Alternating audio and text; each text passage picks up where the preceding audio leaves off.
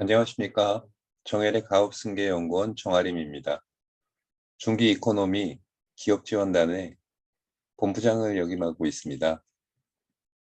그간 제가 컨설팅하면서 대표님들한테 꼭 챙겨야 되는 가지수를 몇 가지 정리하다 보니까 한 24가지 정도로 정리가 되더라고요. 그래서 그 내용에 대해서 간략하게 소개해 드리도록 하겠습니다. 첫 번째, 법인 대표님 가족을 위한 주식 지분 이동하는 부분인데요. 비상장 주식 평가 부분에 있어서 상속 및 증여세법 제65조에 나와 있는 부분입니다. 대표님이 결혼을 하셨다면 사모님한테는 6억 원까지 비과세로 증여가 가능하십니다. 물론 사모님이 대표님한테도 6억 원을 다시 증여 가능하시고요. 그리고 성인 자녀가 있다고 하면 5천만 원까지, 미성년 자녀 같은 경우에는 2천만 원까지 증여가 가능하세요. 그래서 비상장 주식 평가를 3년간의 자료가 필요합니다. 예를 들어서 2020년도, 2019년도, 2018년도 이렇게 3년치의 세무조정 계산서 내역을 가지고 평가를 하게 됩니다. 가중 평균 잡는데 3대 2대 1 이렇게 가중 평균해서 계산을 하면 현재의 주식 평가 금액이 나옵니다. 그 금액을 가지고 주식 이동을 할 때 어떻게 해야 되는지 그런 내용들로 이루어졌다고 보시면 되겠습니다. 그리고 두 번째는 법인 대표님 가족을 위한 차등 배당 부분인데요. 요거는 작년에 세법이 개정됐기 때문에 많이 도움은 드릴 수는 없으나 아직도 그래도 차등 배당의 이슈는 있습니다.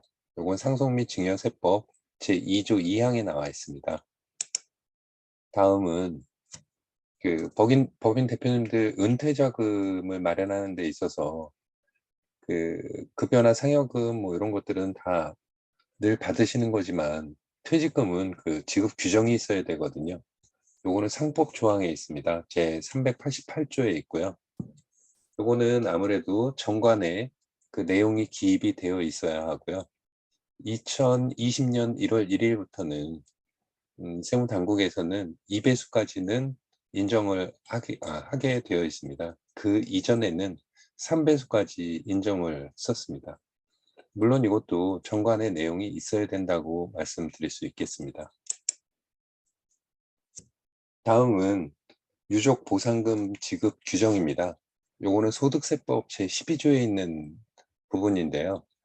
대표님이 법인을 운영함에 있어 가지고 갑자기 유고 시에 그 가족들한테 유족 보상금이라고 지급을 할 수 있는 규정이 정관에 들어가 있어야 됩니다.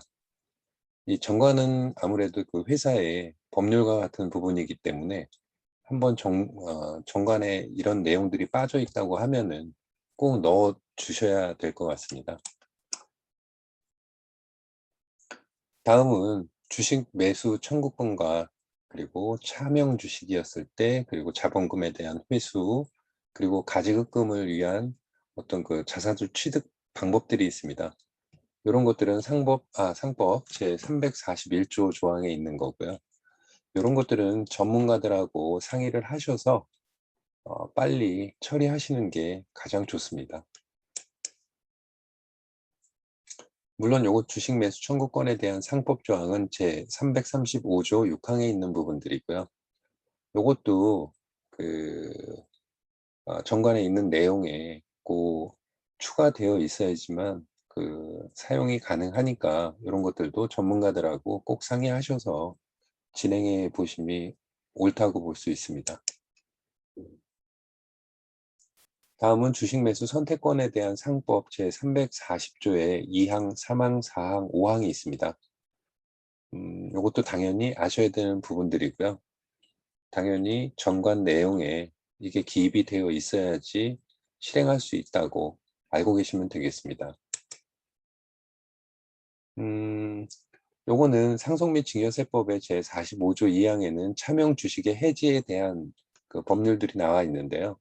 혹시나 법인 운영하시면서 어떤 맨 처음에 발기인들 그 설립을 위해서 어쩔 수 없이 그 차명을 해 놨다고 한다고 하더라도 문제가 요게 좀 심각하게 번질 수 있는 부분들이기 때문에 전문가를 통해서 차명 주식은 꼭 해지하는 게 옳다고 보고 있습니다. 다음은 그 차명 주식에 대한 증여세 부분인데요. 차명 주식을 찾아온다고 하더라도 처음에 들어갔던 부분들에 대한 그 국세부가 제척기간이라는 게 있습니다. 그게 15년 그리고 3개월이라는 기간이 있는데요. 요거는 국세기본법 제26조의 2항에 나와 있는 내용입니다. 꼭 전문가들과 상의하셔서 증여세가 얼마나 나오는지 그리고 과태료는 얼마나 나오는지 이런 거 내용들은 알고 지나가시는 게 옳습니다. 다음은 특수관계인 여부에 대한 그 주식의 고가, 저가, 양도하는 그 증여 부분에 있어서 이건 상속 및 증여세법 제35조 항에 있는 내용들입니다. 그래서 특수관계인들끼리는 항상 액면가 거래는 안 된다 이렇게 보시면 되겠습니다. 이거는 현재 시가 기준으로 옮기셔야 되고요. 그리고 그거를 증여함에 있어도 현재 시가를 꼭 산정해서 움직이셔야 됩니다. 다음은 특수관계인과의 거래 부분인데요. 물론 이제 전문가들과 얘기해 보면 아시겠지만 30%싼 금액에 가져왔을 때 세금도 차이가 있을 거고 또 액면가 거래는 절대 되지 않기 때문에 거기에 대해서 전문가들과 꼭 상의를 하신 다음에 주식의 움직임이 있어야 된다고 봅니다. 그리고 증자 감자에 따른 이익잉여금에 대한 그 증여세 부과 부분이 있는데요. 요거는 상속 및 증여세법 제39조 항에 있는 부분들인데요. 그 액면가 거래 이거를 떠나서 맨 처음에 자본금을 5천만 원으로 시작을 했다고 했을 때 중간에 증저가 일어나는 경우들이 많습니다.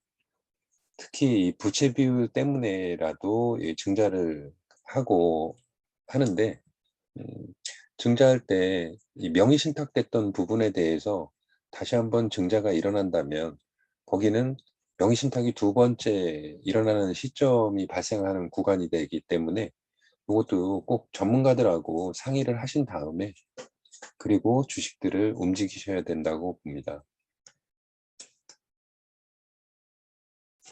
가수금과 법정 준비금이라는 게 있습니다. 가수금이라는 거는 대표님이 법인에다가 이렇게 돈을 빌려주고 그거를 사용함에 있어서 실질적으로 이자를 받고 계시는 대표님들은 별로 없으시더라고요. 그러나 짧은 기간에 그 가수금을 바로 회수하는 게 아니라면 즉 장기간 2년, 3년, 4년, 5년 계속 그 법인에 묶여 있는 돈이라고 한다면 그 자본금에 대한 출자 전환도 생각해 볼 만한 가치는 있습니다. 그것도 전문가들하고 상의를 해 가면서 진행하시는 게 맞습니다. 과점주주의 특혜 부분도 있는데요. 단순하게 과점주주가 좋다, 나쁘다라고 말을 할 수는 없으나 그래도 과점주주가 맨 처음에 되기 싫어서 피하시는 경우들이 많으시죠. 그래서 어 그 주식을 예를 들어서 한 40% 가지고 계시고 아는 친구분들 30%, 또 다른 분 또 30% 이렇게 해서 법인을 설립하는 경우들이 많았습니다. 그러나 그 부분에 있어서 음 명의신탁 해지를 통해서 가져올 때는 당연히 예를 들어서 30%가 더 올라간다고 했을 때 기본적인 40%에 30%가 되니까 70%가 되겠죠. 즉 50% 플러스 한 주가 되면 당연히 과점주주가 됩니다. 그렇기 때문에 간주 취득세라는 부분을 꼭 알고 어, 회수를 하셔야 되는 겁니다. 그래서 여러 가지 이제 방법론이 대두가 되고 있는데 그것도 전문가들 통해서 많은 얘기들 들으시고 꼭 실행하시기 바랍니다. 다음은 가업 상속 공제 제도에 대한 혜택들이 있습니다. 상속을 하는 데 있어서는 이 상속 및 증여세법 제18조에 나와 있는 조항들이 여러 가지가 있거든요. 그런 내용들을 잘 모르시고 그냥 세무 기장하는 세무사님 통해서 이게 맞을 거야. 그러나 그거를 어떻게 책임을 지는 거는 세무사가 책임을 지지 않습니다. 대표님이 꼭 그 법 조항이나 이런 내용들을 꼭 알고 계셔야 되거든요. 그렇다면 과연 세무 기장하는 그 세무사님들이 주시는 자료에 있어서 좀 미비한 자료들이 좀 많으실 겁니다. 그럴 때는 좀 더 알아보시고 대표님이 그러면은 이 법적으로 진짜 문제가 없습니까? 라는 거를 갖다 꼭 짚고 책임에 대한 부분도 정확히 명확히 예, 선을 긋고 실행을 하시는 게 옳다고 봅니다. 가업승계 증여 제도라는 부분들이 있는데요. 뭐 여러 가지가 있습니다. 요거는 조세특례제한법 제30조 6항에 있는 부분입니다. 그래서 몇 년 전만 해도 그 조항들에 대해서 꼭 이거는 지켜라라고 적혀져 있는 부분, 예를 들어서 뭐 한 10년을 갖다가 해야 된다. 뭐 이런 내용들이 나오는데요. 이제는 뭐 한 7년 정도로 좀 줄기도 했고, 그리고 업종을 뭐 함부로 바꾸지 말고, 직원들도 줄이지 말고, 이런 조항들도 조금은 유연하게 좀 바뀌었으니까 전문가들 통해서 예전에 그 법을 가지고 적용을 받을 수는 없습니다. 늘 상법 조항들이나 이 법 조항들이 바뀌기 때문에요. 그 당해년도 지금 가업승계 증여 특례 제도를 이용한다고 한다면 올해 나의 업종은 거기에 적합한지 그런 여부들을 꼭 알고 계셔야 됩니다. 특히 부동산 그 업종들은 제외되는 경우들이 많기 때문에 그거는 꼭 확인하신 다음에 그 증여 제도를 활용하셔야 됩니다. 다음은 정기금 평가를 통한 절세 효과라는 부분들이 있는데요. 뭐 이런 부분들은 어, 여러 보험회사에서도 와서도 얘기들 많이 했었고 하니까 이건 간단하게 그냥 스킵하도록 하겠습니다. 국세청의 자금 추처 조사라는 거는 아무래도 대표님 그리고 사모님 두 분에게 적용되는 얘기보다는 사실은 그 자녀분들이 돈을 쓸 때 나타나는 부분들인데요. 쉽게 말씀드리면 자녀분이 아파트를 구입을 했을 때 10억짜리 아파트를 구입하는 데 있어서 현재 나이가 30세다. 그리고 군대를 갔다 왔으면 한 6년간 벌어서 그 과연 그 10억이라는 돈을 만들었을 수 있는 그 출처에 대해서 국세청은 그 소명 자료를 요청하게 되어 있습니다. 이 PCI, TIS, FIU 이런 것들은 음, 네이버에 검색해 보시면 자세하게 내용들이 나와 있을 텐데요. 그런 국세청 자금 출처 조사에서 벗어나기 위해서라도 준비해야 될 사항들이 상당히 많습니다. 그래서 자녀분들한테는 주식을 옮겨놨고 배당을 매년 하는 거죠. 그렇다면 그게 뭐 6년간 배당받은 금액이 예를 들어서 5억 정도는 된다? 그렇다면 나머지 5억에 대해서만 그 증빙 자료를 준비를 하면 되는 거거든요. 이런 부분들은 좀 전문가들하고 상의를 해야 되는 부분이라고 말씀드릴 수 있습니다. 또한 외부 감사와 유한 회사라는 부분들에 대한 얘기인데요. 요거는 이제 외부 감사 시행령 제2조 3항 부분에 있고요. 외부 감사를 받게 되는 경우에는 이제 소위 말해서 외감 업체라고 하죠. 매출액도 상당히 많이 늘어났고, 그리고 인원수도 늘어났으며, 그리고 자산이 어느 정도 그 규정이라는 걸 갖다가 꼭 알고 계셔야지 되는 부분들이 있거든요. 그러니까 외부 감사 당해년도 들어갔다고 하더라도 매출액이나 인력 부분에 있어서 감소가 있었고 한다면 그다음 연도에는 외부 감사에서 다시 빠질 수도 있는 부분입니다. 전문가들하고 요런 부분들은 많이 상의를 해 보셔야 되는 부분이라고 말씀드릴 수 있습니다. 특히 요 감사의 선임과 해임과 임기 부분이 있는데요. 보통 이제 감사를 선임하신다면 보통 3 년간은 그 감사를 맡아서 할 텐데 뭐 상법 조항에 있는 내용들이고요. 그리고 특히 이 감사가 있으실 때는 특히 이 감사는 감사 보고서를 써야 되는 작성의 의무가 생깁니다.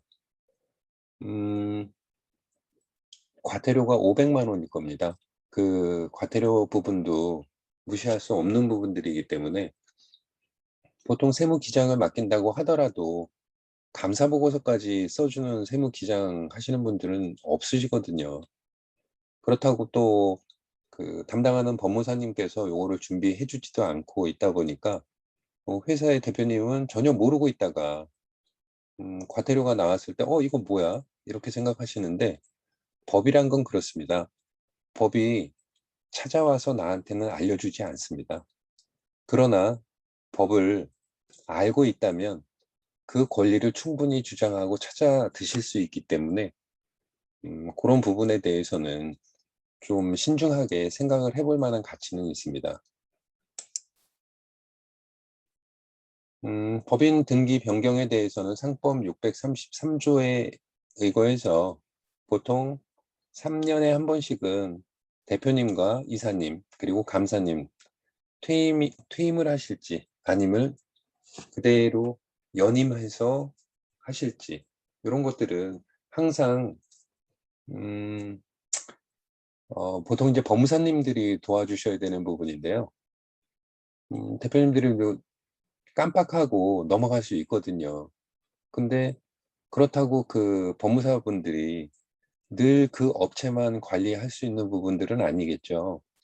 왜냐하면 세무 기장하는 분들도 그 세무사 사무실의 여직원 한 명이 보통 한 20개 정도 업체를 기장을 하거든요. 당연히 법무사님들도 수많은 업체들 일일이 그 날짜 맞추기도 쉽지 않기 때문에 그 등기 변경에 있어서는 정확한 날짜나 이런 것들은 대표님들이 인지를 하고 계셔야 됩니다. 특히 인제 총무 파트가 있다고 한다면 직원들한테 등기부등본 띄워 놨을 때 날짜 체크하고 그 날짜로부터 3 년간 지나면 그 날짜에는 꼭 한 번씩 이렇게 바꿀 수 있도록 법무사가 연락이 오지 않을 경우에도 음 미스하지 않도록 해 주셔야 되는 부분입니다. 물론 여러 가지 인제 정비들을 마치고 나서 그리고 ISO나 연구소 기타 등등의 어떤 그 기업에 있어서 필요한 고런 기본적인 부분을 세팅을 하신다면 어떤 그 기업 대출에 있어서도 당연히 금리 인하는 있습니다. 그래서 기업에서 차입을 하실 때도 어 ISO 뭐 연구소 그리고 벤처 여러 가지 내용들이 있는데요.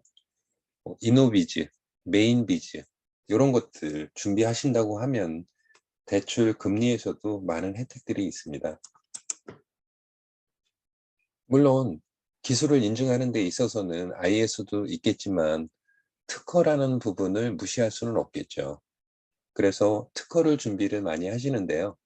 대표님들은 거의 보면 특허를 가지고 뭐 가지급을 상계한다든지 자본금을 증자한다든지 여러 가지 솔루션을 알고는 있으나 정확히 어떤 근거로 그리고 어떤 순서에 의해서 해야 되는지는 잘 모르고 계시더라고요. 그래서 꼭 실무자들하고 미팅하시면서도 전문가 대동 하에 고런 내용들을 좀 알고 진행을 하셔야 나중에 문제가 없으리라고 봅니다. 그리고 개정상법에 대해서 정관 같은 경우에는 요거는 계속 인제 변경을 하시게 되는데요. 보통 이제 '3 년에 한 번씩 바꾼다.' 이렇게 생각하고 계시는데 그거는 이제 법적으로 꼭 하셔야 되는 부분은 아니에요. 그래서 정관 변경은 아니지만 연임 등기나 이런 것들은 법적으로 꼭 하셔야 되는 부분이고, 그리고 정관 변경은요, 상법이 좀 바뀌었다고 한다면 그때 적용해서 바꾸시는 게 가장 좋습니다. 그리고 자체적으로 음, 회의를 통해서 이사회나 아니면은 주주총회 이런 걸 거치면서 정관들을 바꿔 놓으시면 좋습니다. 그러나 보통 이제 대표님이 100%다 가지고 있는 주식이라면 큰 문제 없이 진행을 하는데요. 실제 투자자분들하고 의견 대립 때문에 못하는 경우들도 생기세요. 그래서 보면은 그래도 한 68% 이상 정도는 가지고 계셔야 마음대로 정관도 바꾸시고, 즉 특별 결의 사항이기 때문에 그런 부분이고요. 그런 자세한 내용들은 전문가들하고 상의해 나가면서 하나씩 하나씩 수정을 보는 게 가장 좋다고 봅니다. 그래서 법인 대표님들한테 꼭 챙겨야 되는 한 24가지만 말씀드렸는데요. 요거는 빙산의 일각이라고 볼 수 있어요. 그리고 이런 내용들을 가지고 전부 다라고 말씀드릴 수도 없는 부분이고, 전문가들 통해서 미팅을 하시면서 더 자세하게, 즉 매출액은 어느 정도 되며 자산이 어느 정도고 자본이 어느 정도며 부채는 어느 정도 되고, 그리고 매출채권이 어느 정도 잡히고 현재 미처분 이익잉여금이 어느 정도인데, 그러면 이 부분에 있어서 어느 정도의 절세가 될 수 있을까? 이런 것들은 미팅을 통해서 알 수 있는 부분이지, 단순하게 그냥 전화로 뭐 이 정도면은 어느 정도 세금이 될 수 있어요, 이렇게 단순하게 전화하시는 분들 많으신데요. 먼저 연락을 주시면 저희들이 기업이 이제 오픈되어 있는 데이터로는 일단 계산을 해서 대충 어바웃으로는 알려드릴 수 있습니다. 그러나 정확하게는 세무조정 계산서를 받아보고 진행을 해야 되는 게 맞습니다. 뭐 그렇다라고 해서 저희들이 비용을 청구하거나 그러지는 않습니다.